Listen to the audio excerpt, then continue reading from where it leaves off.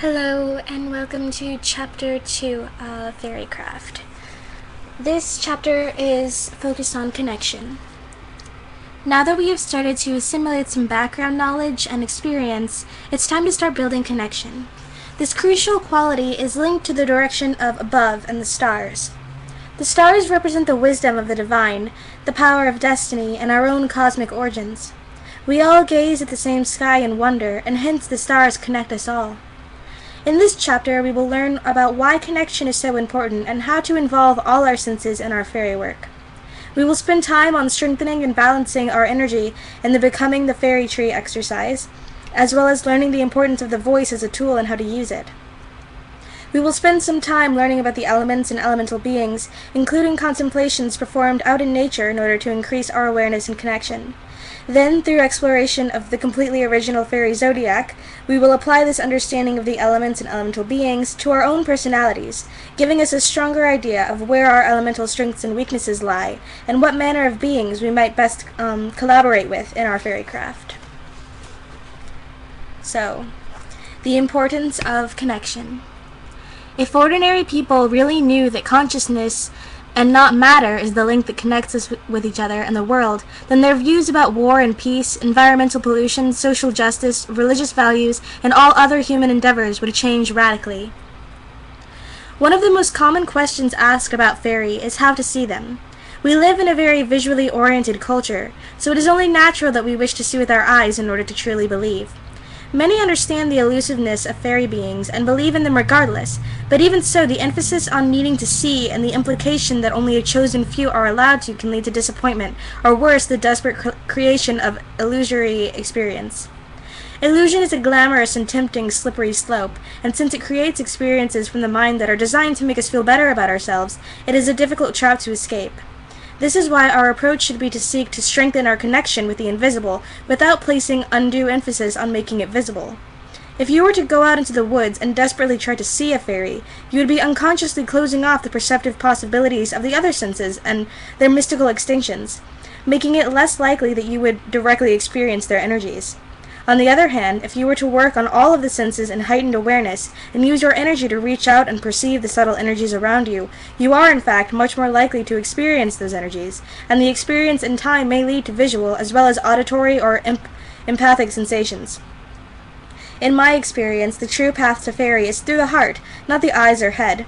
If we approach with an open heart, free from distrust and the ravages of scientific cynicism, then we will soon feel the presence of the spirit within the land.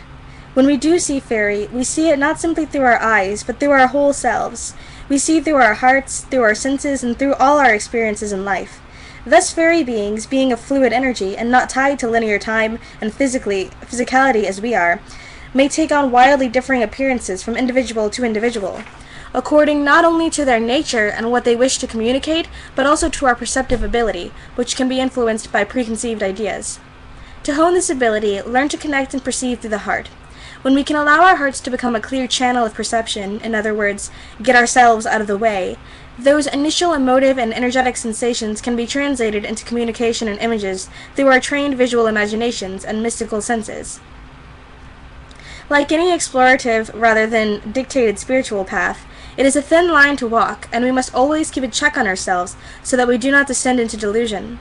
However, if we form a strong connection with the land, learn to trust and root our experience in practical results and pure intentions, the path before us will remain clear of illusory weeds.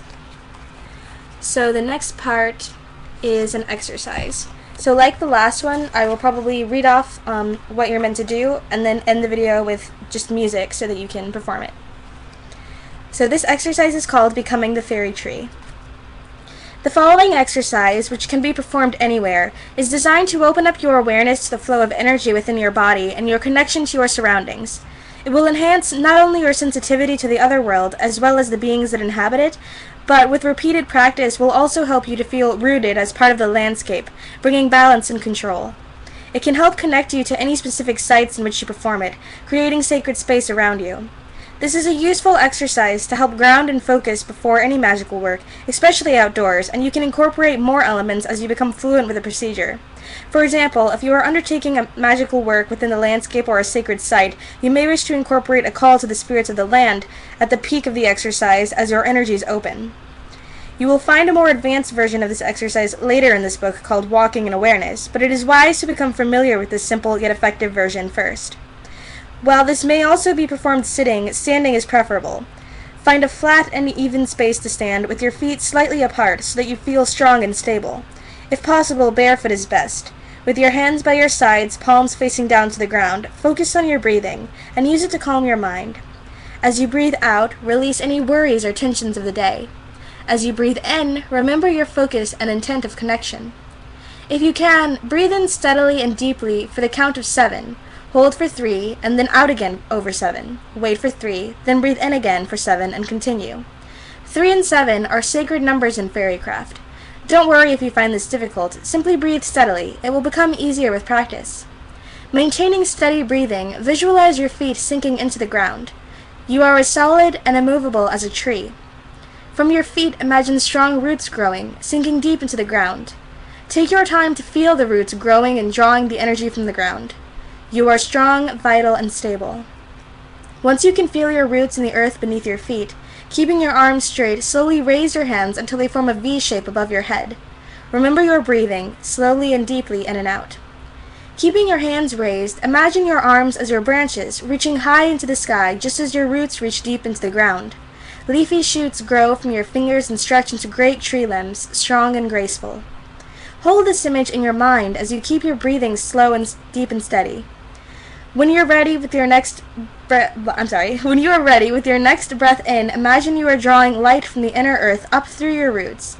The light and energy moves up your body slowly and surely with each inward breath, through your roots, into your legs, and finally into your torso. Draw the energy up into your heart and feel it opening your energy center. Now, holding that energy in your center, focus on your branches. Feel the light coming from the sky above, the power of the sun and stars as it flows into you. With every breath, feel the cosmic energy move down through your branches and into your body. Allow the energy from above to meet with the energy of below in your heart. Feel the power of the two forces meeting in your center, how you are connected to all worlds, bridging the gap between. Maintain this connection for 7 breaths, breathing in for 7, holding for 3, and releasing over a count of 7. When you are ready, release the energy back to the source with every outward breath. First, back up through the branches. Once the cosmic energy is released, on your next breath out, slowly lower your arms so that the palms of your hands once more face the floor.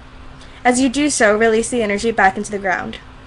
Your energies have now been mixed with both the underworld and upper world. Give thanks to the powers of place and sit or stand in silence for a while to process your experience. Make any notes you wish when convenient.